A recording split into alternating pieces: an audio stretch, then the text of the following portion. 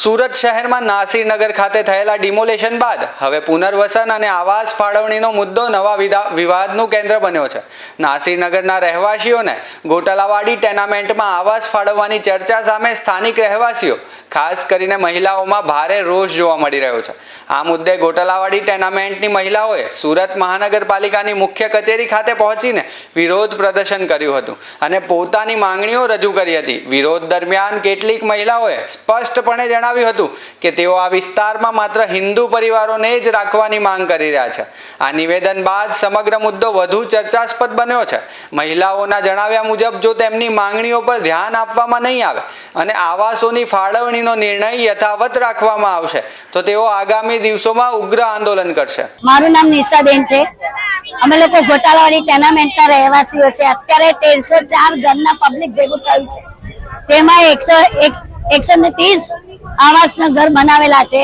તેમાં આજે સવારે ન્યૂઝમાં અમને ખબર પડી કે નાસીરનું ડેવલપ થયું છે તો ત્યાંના પબ્લિક 130 ઘરમાં રહેવા માટે આવે છે। અમે લોકો બધા હિન્દુ રહીએ છીએ 1304 ઘરમાં। હિન્દુ સિવાય અમારે બીજા કોઈ જોઈતા નથી। આજે એસએમસી ને ખબર પડી નાસીરની તો એ લોકોએ 130 ઘરમાં શિફ્ટ કરવા માટે આપી દીધું।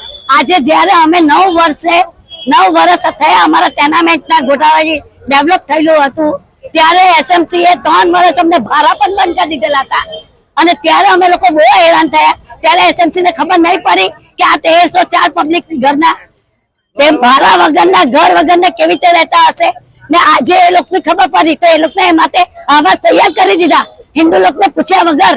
કેમ ઘરના પબ્લિક ગાંડું છે? 9 વર્ષ અમને ત્યારે કીધું નહીં ત્યારે અત્યારે એ લોકોના માટે ચિંતા કરવા માંડ્યા એસએમસી વાળા। અત્યારે એમને જરૂર હોય તો બીજા બધા બહુ આવાસો છે ત્યાં શિફ્ટ કરી દો પણ અમારા ત્યાં નહીં। બહુ જરૂર હોય તો મામલતદારને કેવું કે તમારું ઘર શિફ્ટ કરવા માટે આપી દે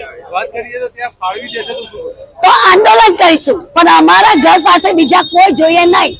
અમે 9 વર્ષ હેરાન થયા છે। આજે અમને શાંતિ જોઈતી હતી તો પાછી અમને ઉપાધિ બનાવી ગયા।